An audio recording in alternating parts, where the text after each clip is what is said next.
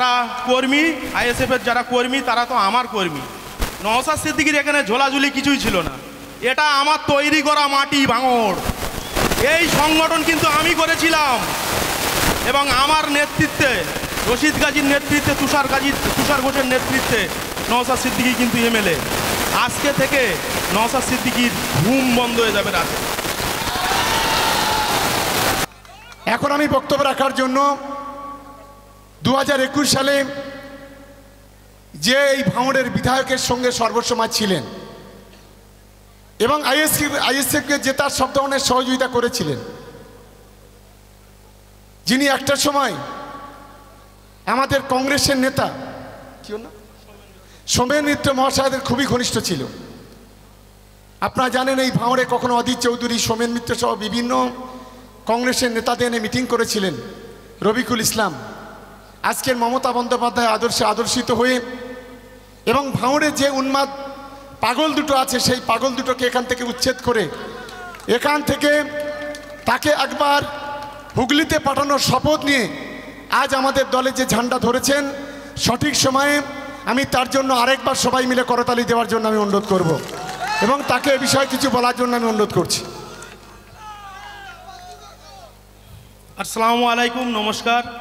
আজকে এই সবার সভাপতি ক্যানিং পূর্বের রূপকার মাননীয় শওকত মোল্লা মহাশয়, তানাকে জানাই আন্তরিক প্রীতি ও শুভেচ্ছা এবং আমার সাথে যে সমস্ত অগণিত কংগ্রেস কর্মী নেতাকর্মীরা এসছে তাদেরকে আমার বুক ভরা ভালোবাসা এটা বলতে চাই, কারণ তারা আজও আমাকে ভোলেনি।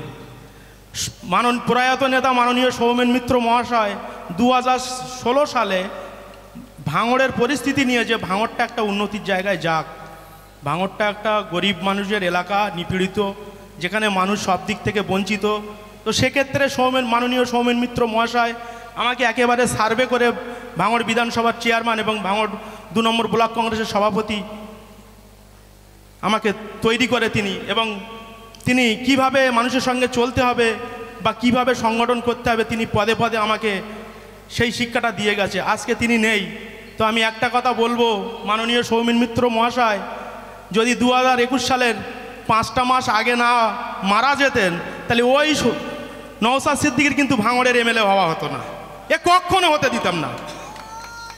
এ তো শুধু টেলার পিকচার আবি বাঁকিয়ে 3 মাসের ভিতরে আইএসএফের যে সংগঠনগুলো আছে, বিশেষ করে শানপুকুর অঞ্চল, চালতেবেড়িয়া অঞ্চল, ভোগালী 2, ভগবানপুর, এইসব সংগঠন তাদের সঙ্গে আমার কম বেশি কথা হয়েছে, আরও তারা যোগদান করবে। যারা আইএসএফের নেতাদেরকে যোগদান করাবো না, যারা কর্মী আইএসএফের যারা কর্মী তারা তো আমার কর্মী। নওশাদ সিদ্দিকীর এখানে ঝোলাঝুলি কিছুই ছিল না, এটা আমার তৈরি করা মাটি ভাঙড়। এই সংগঠন কিন্তু আমি করেছিলাম এবং আমার নেতৃত্বে, রশিদ গাজীর নেতৃত্বে, তুষার ঘোষের নেতৃত্বে নওশাদ সিদ্দিকী কিন্তু এমএলএ। আজকে থেকে নওশাদ সিদ্দিকীর ঘুম বন্ধ হয়ে যাবে রাতে।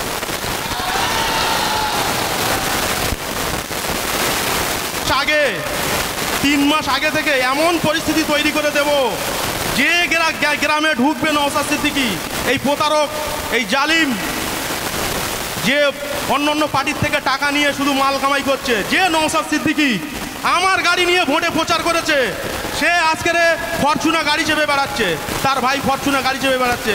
তো কোথায় থেকে এরা টাকা ইনকাম করেছে না করেছে সব জানি।